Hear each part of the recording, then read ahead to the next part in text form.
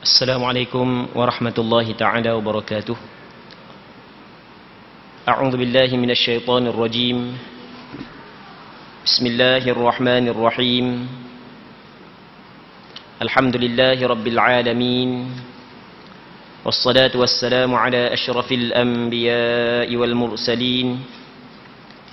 Sayyidina Muhammadin wa ala alihi wa sahbihi ajma'in. اللهم رب اشرح لي صدري ويسر لي أمري واحلل عقدة من لساني يفقه قولي ولا حول ولا قوة إلا بالله العلي العظيم اللهم انفعنا بما علمتنا وعلمنا ما ينفعنا وعلمنا ما جهلنا وذكرنا ما نسينا اللهم يسر ولا تعسر رب تمم بالخير اللهم افتح علينا فتوح العارفين وفقنا توفيق الصالحين اللهم لا سهل إلا ما جعلته سهلا وأنت تجعل الحزن إذا شئت سهلا.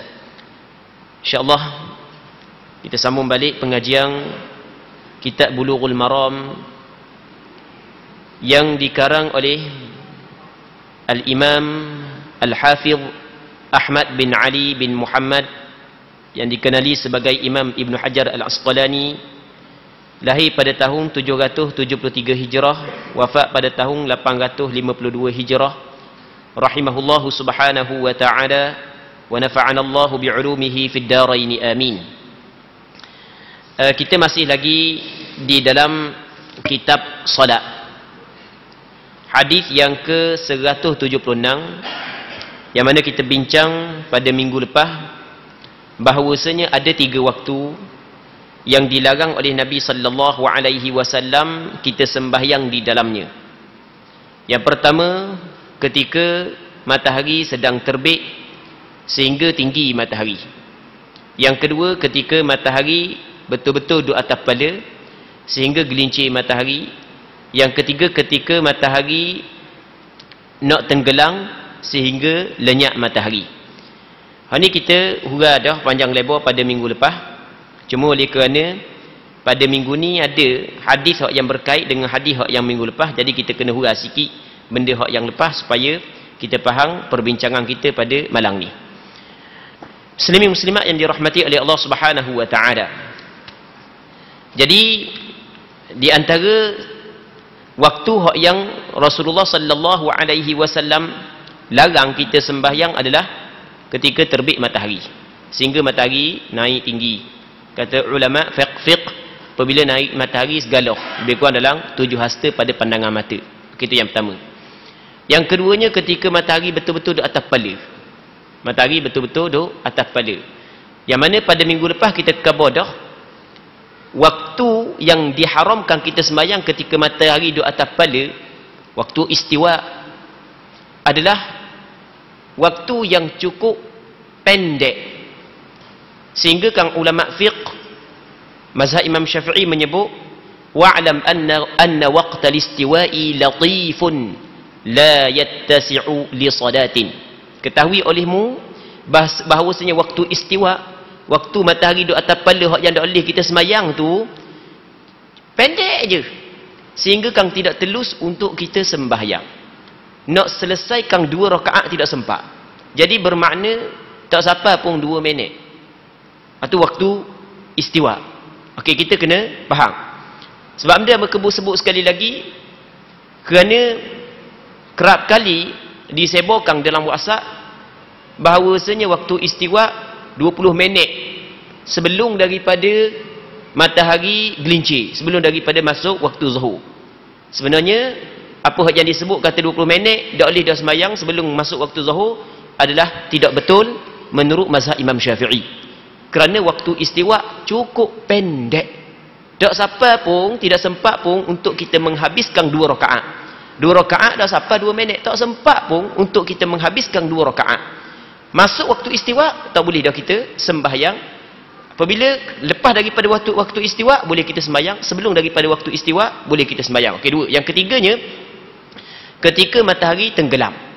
Matahari terbenang, matahari nak tergelang sehinggalah matahari terbenang, tak boleh kita sembahyang. Dan sembahyang yang tidak boleh kita hurai panjang lebar dah pada minggu lepas.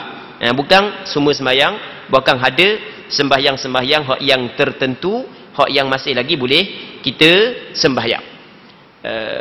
Di antara dalilnya hadis pada minggu lepas, kita ada baca satu hadis kata Nabi sallallahu alaihi wasallam, man adraka rak'atan minas subhi qabla an tatlu'a asy-syamsu faqad adraka as-subha. Sesiapa yang dapat satu rakaat daripada sembahyang subuh sebelum terbit matahari, sebelum terbit matahari dia dang satu rakaat, jadi bermakna satu rakaat lagi ketika matahari terbit. Itu maksud daripada hadis. Maka kata Rasulullah, maka sesungguhnya dia dang sembahyang subuh.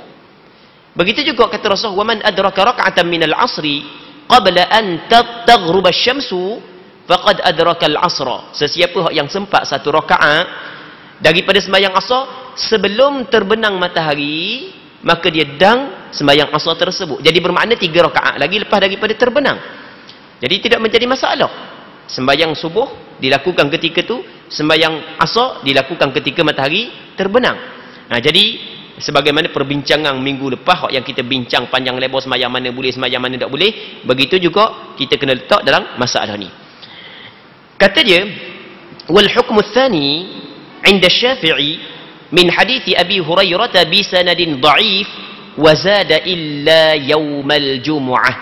Maksud dia, berkenaan dengan waktu yang kedua menurut riwayat Imam Syafi'i melalui jalur sanad Abu Hurairah radhiyallahu taala an, tapi sanad dia adalah sanad yang lemah, ditambahkan kecuali pada hari Jumaat. Jadi hak yang kata tak boleh saat ni itu adalah pada hari lain, manakala hari Jumaat tidak menjadi masalah. Jadi di sana ada hadis yang diriwayat oleh Imam Syafi'i tapi dengan sanad yang dhaif, bahawasanya keharaman tersebut ada pengecualian, iaitu dikecualikan pada hari Jumaat. Cuma hadis yang mengecualikan hari Jumaat sebenarnya adalah hadis dhaif. Sebenarnya adalah hadis dhaif. Walaupun hadis dhaif, namun dalam mazhab Imam Syafi'i, kita kena faham mazhab Imam Syafi'i dia kata lagu mana?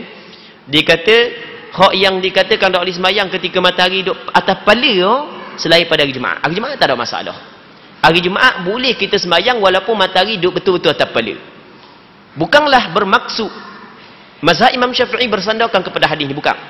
Bukan mazhab Imam Syafi'i bersandarkan kepada hadis yang lain yang diriwayat oleh Imam Bukhari dalam kitab sahihnya, yang mana Nabi sallallahu alaihi wasallam menyebut, la yaghtasilu rajulun yaumal jum'ah, tidak mandi seorang pada hari Jumaat. Lepas tu dia pakai wangi-wangian, lepas tu dia ambil bau-bauan, lepas tu dia letak minyak, lepas tu dia pergi awal di masjid, dia sembahyang apa hak yang telah ditetapkan kepadanya. Lepas tu sehingga tu imam tubik, baru dia diam. Jadi maksudnya dalam hadis tersebut, apabila pada hari Jumaat disunatkan kita pergi awal, lepas tu sunat kita duduk masjid, kita sembahyang, sunat kita sembahyang.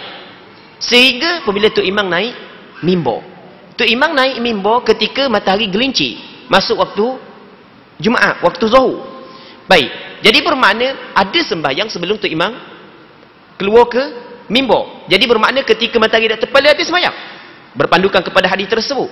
Sebab itulah mazhab Imam Syafi'i kata ada pengecualian pada hari Jumaat. Okey, kita kabur sekali lagi ya. Jadi memang tak boleh kita sembahyang masa matahari di atas kepala, melainkan pada hari Jumaat tak ada masalah. Hari Jumaat dikecualikan kerana di sana ada hadis yang Rasulullah menggalakkan kepada kita mari awal ke masjid, lepas tu buat benda mari awal duduk nengung tidur, kan?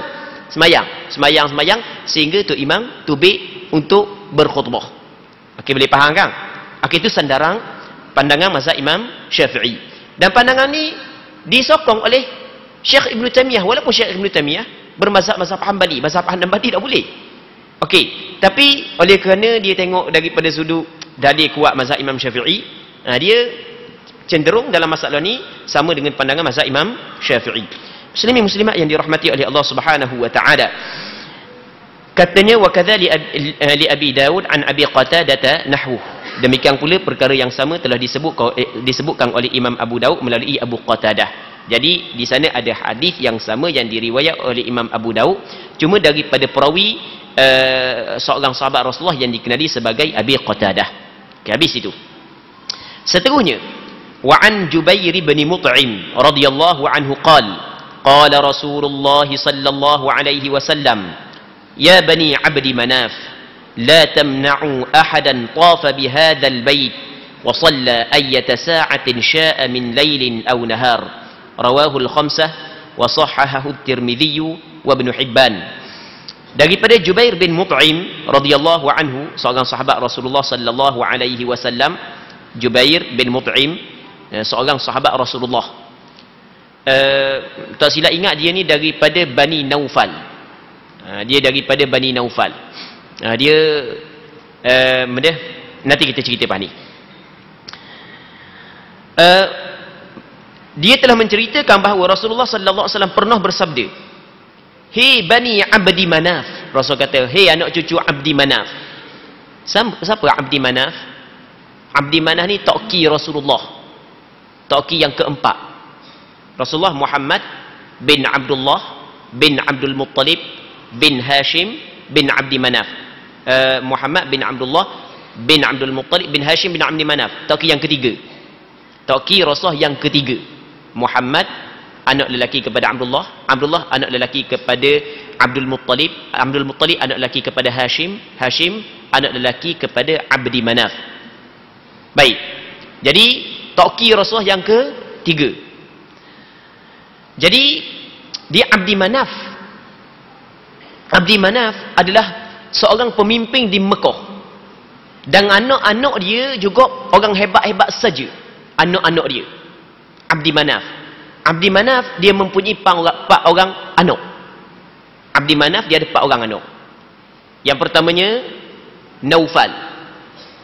Yang keduanya Abdi Syams. Yang ketiganya Muttalib. Yang keempatnya Hashim. Anak kepada Naufal. 4 orang ni ada anak dia pula. Anak cucu kepada Naufal dikenali sebagai Bani Naufal. Jubair bin Mut'im tak silap ingat daripada Bani Naufal. Yang keduanya anak cucu kepada Bani Abdi Syams, nama dia Bani Abdi Syams. Yang ketiga anak cucu Muttalib, nama dia Bani Muttalib. Yang keempat anak cucu Hashim, nama dia Bani Hashim. Itu tu Bani Naufal, Bani Abdi Syams, Bani Hashim, Bani Muttalib. Kita kata dah bincang benda bab tu, kita tak faham. Sebenarnya penting kita tahu masalah ni. Kerana di sana ada hadis Nabi sallallahu alaihi wasallam yang kata Rasulullah lagu mana? Inna as-sadaqata la tahillu li ali Muhammad innama hiya awsakhun nas. Dalam satu hadis yang sahih kata Rasulullah, sesungguhnya sedekah, yang dimaksud dengan sedekah di sini adalah zakat. Zakat tidak halal kepada keluarga Muhammad. Keluarga Muhammad tidak halal zakat. Nah, sebab itulah keluarga Rasulullah, keturunan Rasulullah tidak boleh diambil zakat. Sebab dia, sebab zakat ni adalah awsakhun nas, daki-daki daripada harta manusia. Tidak sesuai dengan orang hak yang berketurunan mulia makan benda hak yang daki harta manusia. Okey, jadi zakat tidak boleh kepada keluarga Rasulullah. Okey, penentuan keluarga Rasulullah siapa? Penentuan keluarga Rasulullah mengikut mazhab Imam Syafi'i adalah Bani Hashim dan Bani Muttalib. Sebab di sana satu ketika Jubair bin Mut'im bersama dengan Uthman bin Affan. Dia Uthman bin Affan Bani Abdi Syams, Jubair bin Mut'im Bani Naufal.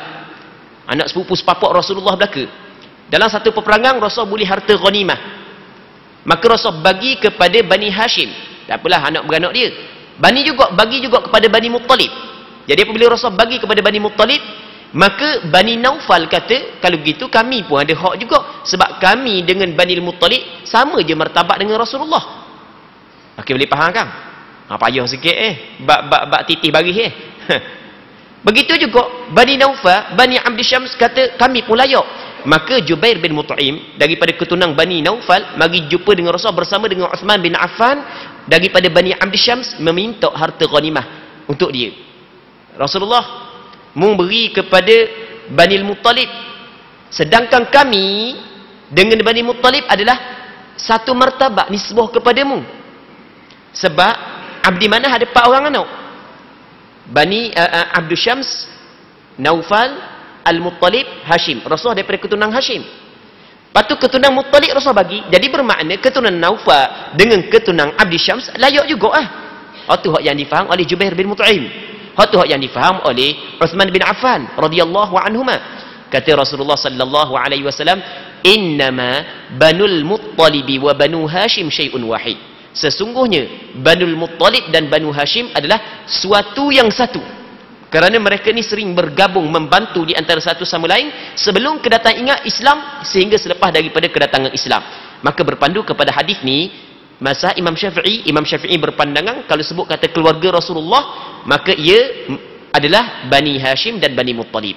Kita fahamlah apabila kita faham titih barih Rasulullah, apa semua sekali kita faham siapa yang dikenali sebagai Bani Hashim, siapa yang dikenali sebagai Bani Al-Muttalib. Jadi oleh kerana anak cucu Abdi Manaf menguasai Mekah, dia menjadi pemimpin, maka pemimpin dia hak yang meletakkan undang-undang. Kita yang melantik pemimpin, rakyat yang melantikkan pemimpin. Kedok. Itu kan kita. Tak tahulah takut orang masjid ni hamba melantik pemimpin sebab hamba ngundi. Kita yang melantikkan pemimpin. Tapi hak yang meletakkan undang-undang atas kepala kita, pemimpin pula. Betul tak gitu? Okey, begitu juga pemimpin hak yang meletakkan peraturan. Oleh kerana anak cucu kepada Bani Abdi Manaf, dia adalah pemimpin, maka dia meletakkan peraturan di Mekah. Peraturan gini. Baik. Maka Rasulullah khabar kepada anak cucu Abdi Manaf. Mana kata Rasulullah? Wahai anak cucu kepada Abdi Manaf, janganlah kamu melarang seseorang tawaf dan solat di Baitullah ini di waktu bila pun yang disukainya. Kalau orang tu duduk Masjidil Haram, jangan menghalang. Dia nak tawaf, nak semayang, bila-bila mana masa dia nak pun tak kira. Ikutlah pagi, petang, tengah malam, siang, apa semua sekali, mung jangan larang. Baik. Okey, hadis ni baik malam mahupun siang hari. Hadis ni diriwayat oleh 5 orang ulama hadis. Dan hadis ni dinilai sahih oleh Imam Tirmizi dan Imam Ibn Hibban. Dan memang hadis ni adalah hadis yang sahih. Maka ulama mazhab Imam Syafi'i mengambil hadis ni menjadi sandaran bahawasanya hak yang kata 5 waktu tak boleh nak semayang selepas daripadanya tu, 5 waktu tu adalah selain daripada Mekah, selain daripada tanah haram Mekah. Adapun di Mekah boleh semayang, tak ada waktu tahrim di Mekah. Masa matahari nak terbit, boleh kita semayang. Masa matahari tergelam, boleh kita semayang. Masa matahari duk tapala pun boleh kita semayang. Baik. Sebab Rasulullah sallallahu alaihi wasallam sebut dalam hadis ni, mung jangan larang siapa pun nak tawaf, siapa pun nak semayang di Masjidil Haram pada mana-mana waktu, siang hari ke malam. Tengok Rasulullah bagi keizinan secara umum kepada kita nak semayang di Masjidil Haram, boleh kita semayang bila-bila masa saja. Maka kata ulama, hak 5 hak yang tak boleh kita semayang saat itu bukan di Mekah. Adapun Mekah maksudnya di Masjidil Haram ataupun sebahagian daripada ulama dalam mazhab Imam Syafi'i bukan setakat Masjidil Haram, bukan tanah haram Mekah, dia dikecualikan daripada hukum tersebut. Okey, habis. Seterusnya kata dia, wa ani ibni Umar radhiyallahu ta'ala anhuma anin nabiy sallallahu alaihi wasallam qala asy-syafaqul humrah rawahu ad-Darqutni wa sahhahu Ibnu Khuzaimah wa ghairuhu waqfah. Maksudnya telah menceritakan bahawa Nabi sallallahu alaihi wasallam pernah bersabda. Benda kata Rasulullah iaitu asy-syafaqu, perkataan syafaq ni ia memberi maksud adalah al-humrah, maksudnya cahaya merah selepas daripada matahari tenggelam. Hadis ini riwayat Imam Ad-Darqutni. Namun Imam Ibnu Khuzaimah dan beberapa orang ulama hadis yang lain menilai hadis ni adalah hadis mauquf. Maksudnya hadis ni bukan perkataan Rasulullah tapi perkataan sahabat Nabi sallallahu alaihi wasallam yang dikenali sebagai Abdullah bin Umar bin Al-Khattab radhiyallahu taala anhuma. Jadi Imam Ibn Hajar Al-Asqalani mendatangkan hadis ini adalah kerana ingin menjelaskan kepada kita penghujung waktu maghrib. Kan kita bincang sebelum daripada ni, waktu maghrib masuk apabila tenggelam matahari. Tenggelam matahari, lenyap matahari, masuk waktu maghrib. Penghujung waktu maghrib, apabila hilang syafaq. Maksud dia syafaq, cahaya. Cahaya benda yang dimaksudkan, kata ulama mazhab Imam Syafi'i, bukan pandangan majoriti ulama, cahaya merah. Kita lepas daripada tenggelam matahari, ni 4 minggu lepas dah kita bincang masalah ni, tak silap ingat. Lepas daripada tenggelam matahari, kita akan dapati di kaki langit ada 3 cahaya. Sebelum daripada gelap. Yang pertamanya cahaya merah. Lepas tu merah semakin pudar, nampak macam kuning. Semakin pudar kuning, nampak cerah, putih sikit. Bukan putih macam siang hari tau. Semakin pudar lagi kuning, maka tu dipanggil cahaya putih. Lepas tu baru gelap katu.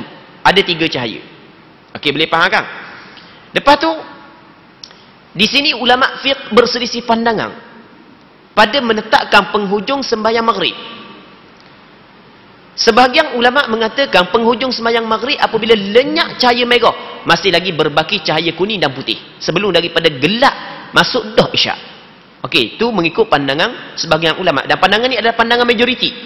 Pandangan ni juga pandangan mu'tamad dalam mazhab Imam Syafi'i. Mazhab Imam Syafi'i dia kata waktu maghrib hanya sekitar setelah matahari terbit. Setelah matahari terbit pula. Setelah matahari terbit, teruk benar, jauh benar sembahyang maghrib. Setelah matahari tenggelam hingga lenyap cahaya merah, masih berbaki cahaya kuning dan putih. Habis dah waktu maghrib. Kejap aja waktu maghrib mengikut pandangan mazhab Imam Syafi'i.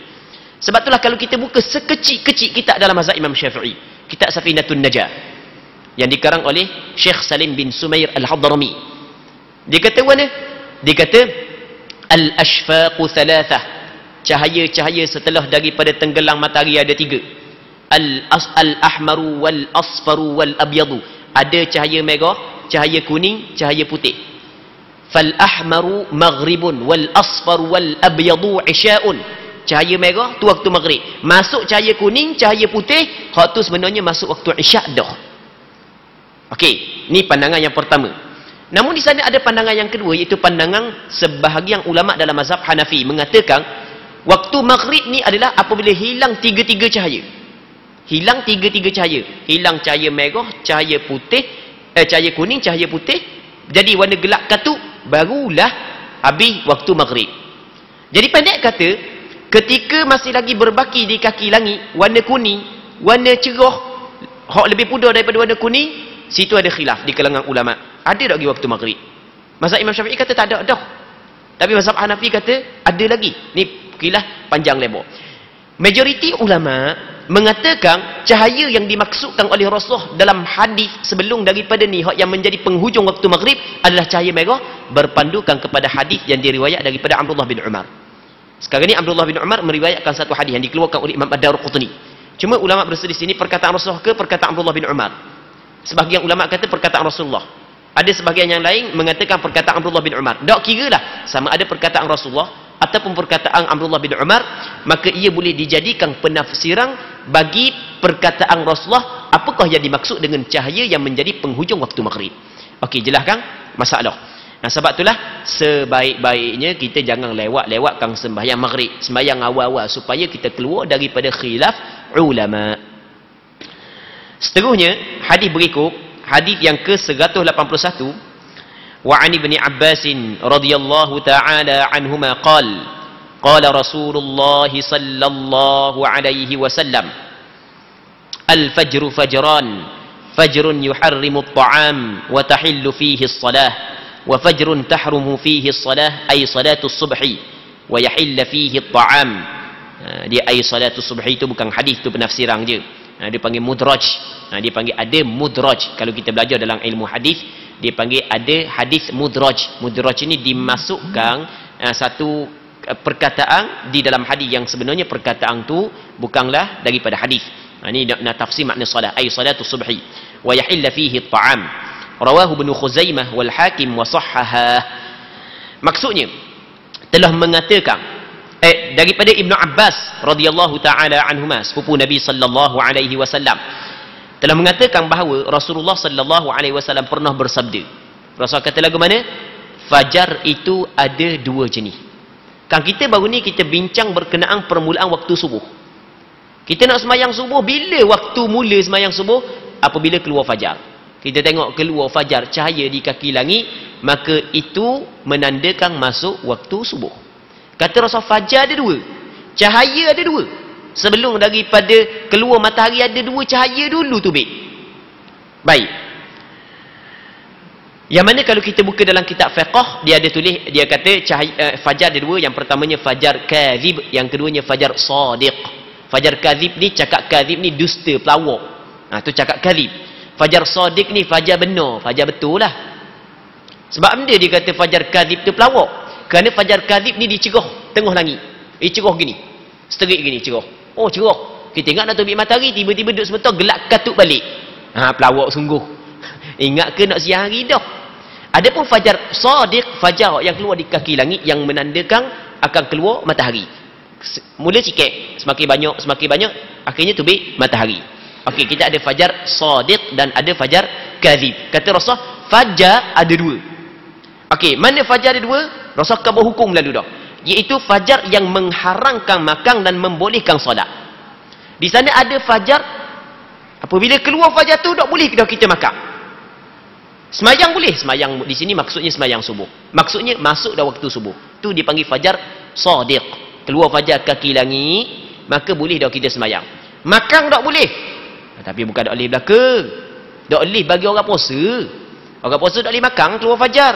Mana boleh makan keluar fajar? Sebab keluar fajar tu adalah permulaan puasa. Okey, boleh faham kan? Baik. Lepas tu kata Rasulullah, yang keduanya iaitu fajar yang mengharamkan makan dan membolehkan solat. Solat di sini adalah solat subuh. Kemudian fajar yang mengharamkan solat. Ada fajar tak boleh lagi sembahyang, haram kita sembahyang sebab dah masuk waktu lagi. Kena ingat, sebelum daripada masuk waktu kita nak sembahyang dah tak boleh. Kalau sengaja, kalau tak sengaja nak buat mana? Bangun tu tengok jam, masuk dah. Ambil sembahyang. Tiba-tiba sudah sembahyang, tengok kita pun mana tak gerak jam, kocok juga. Kocok. Buka headset lah, dah masuk waktu lagi. Tu tak ada masalah, dimaafkan sebab kita tak sengaja. Hak sengaja semayang sebelum daripada masuk waktu, tahu dah tak masuk waktu lagi. Oleh kerana janji orang takut lewat, tak adang pun sama sekali, bayang dulu lah. Walaupun tak masuk waktu lagi, tak boleh. Kalau makan nasi tak apa, tak masuk waktu pergi bahang dulu, ada masalah. Kalau tak puasa kau, semayang jangan buat gitu. Dia ada waktu-waktu dia. Baik, jadi kata Rasulullah, ada fajar hak yang haram sembahyang. Maksudnya sembahyang subuh tak boleh lagi, tapi dan menghalalkan makan. Teka tu boleh makan lagi. Makan boleh lagi. Sebab fajar kadhib bukanlah fajar yang mengharamkan kita makan. Keluar fajar kadhib, boleh lagi kita makan. Hak dah boleh kita makan apabila keluar fajar sadiq. Baik. Hadis ni diriwayat oleh Imam Ibn Khuzaimah. Dan ada beberapa orang ulama hadis yang lain meriwayatkan hadis ni. Dan hadis ni dinilai sahih oleh Imam Hakim.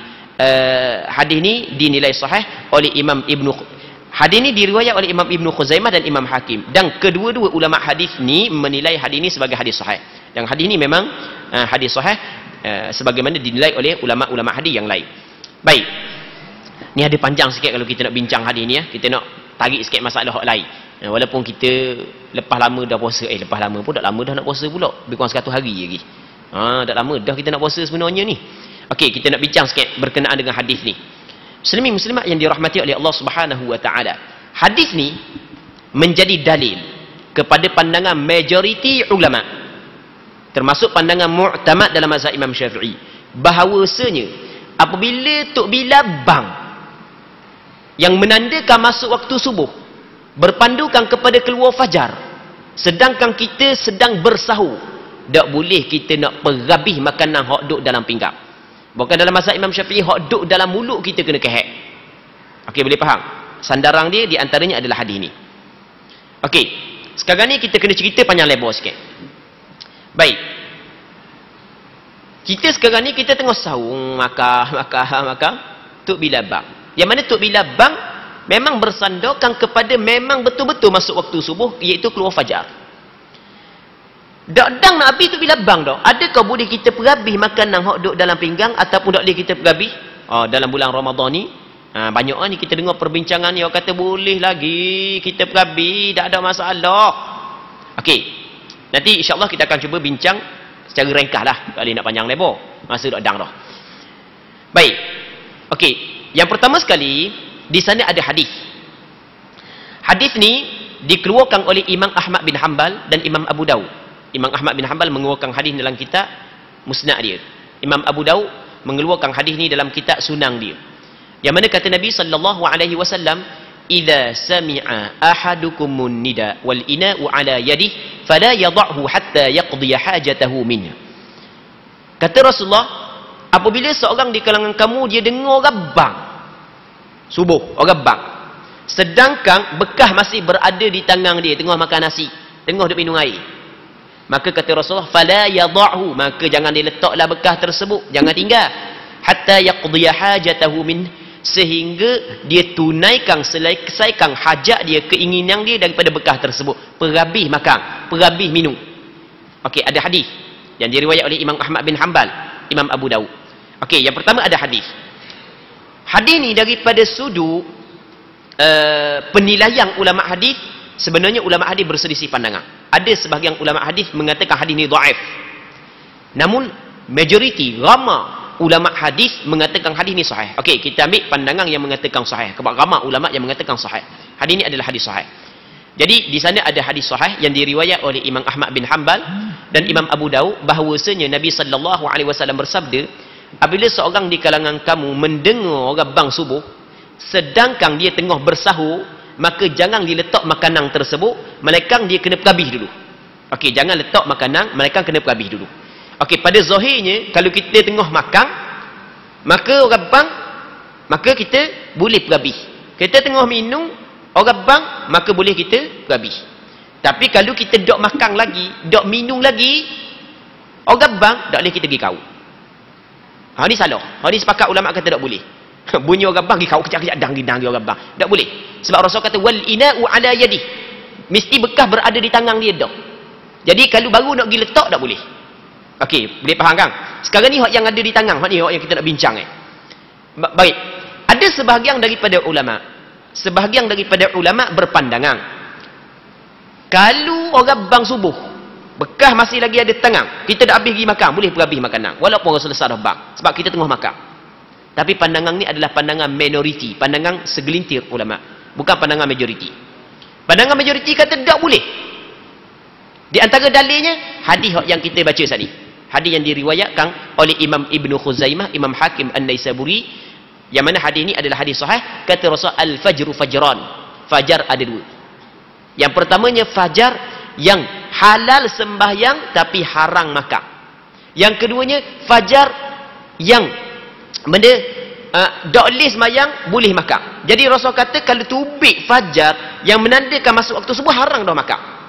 Okey, ni di antara dalilnya. Baik, dalil yang kedua, ayat Quran. Allah Taala kata dalam Quran, wa kulu washrabu hatta yatabayyana lakumul khaytul abyadu minal khaytil aswadi minal fajr thumma atimmus siyama ila al-lail. Tuhan kata wa kulu washrabu, makan minum hatta yatabayyana lakumul khaytul abyadu minal khaytil aswadi minal fajr, sehingga nyata benang yang putih daripada benang yang hitam dari kerana keluar fajar. Sehingga keluar fajar mu boleh makan, mu boleh minum. Dan apabila keluar fajar tak boleh dah makan dan tak boleh dah minum. Okey.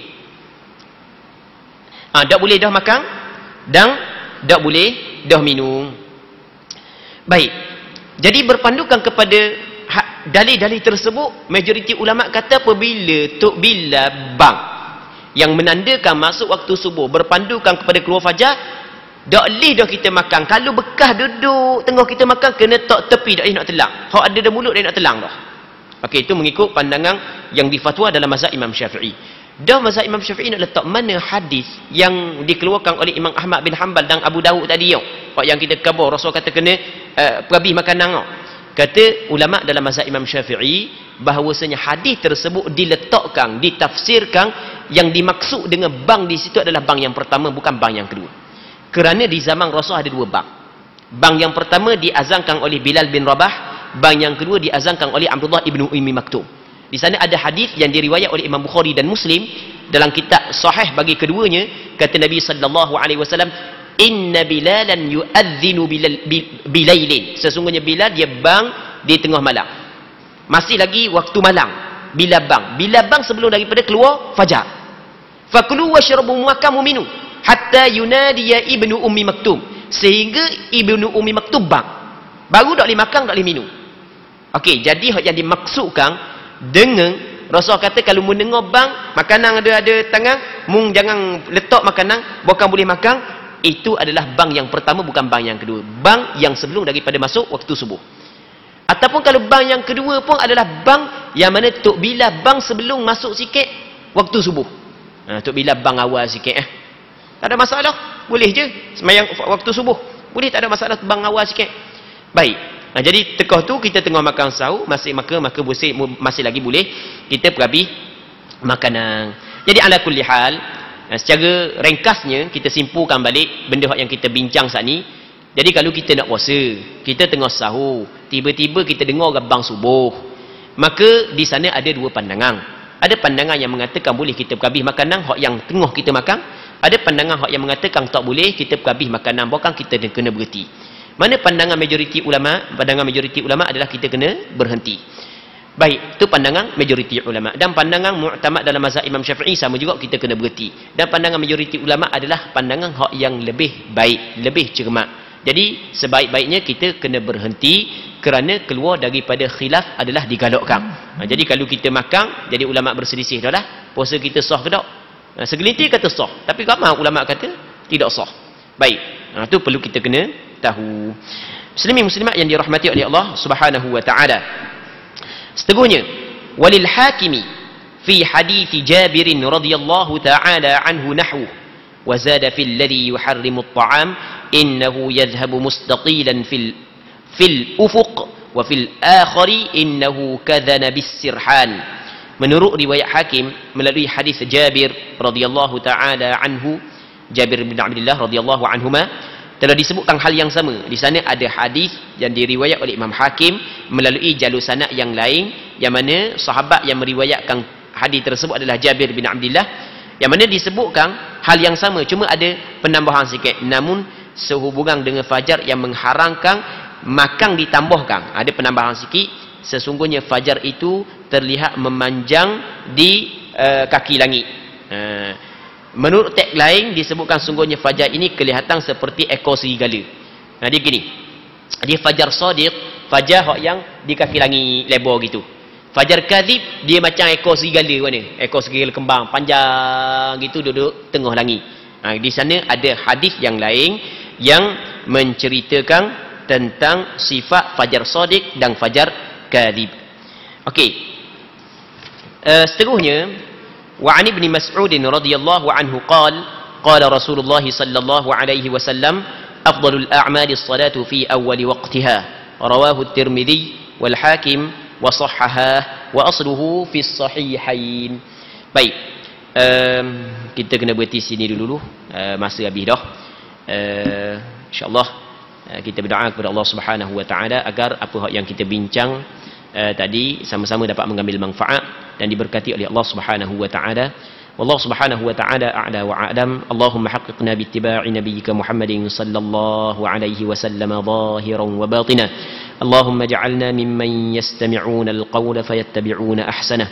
Allahumma inna nas'aluka al-ikhlasa fil qawli wal 'amal. اللهم إنا نسألك الإخلاص في القول والعمل. اللهم إنا نسألك الإخلاص في القول والعمل. وصل اللهم وسلم وبارك على سيدنا محمد وعلى آله وصحبه أجمعين والحمد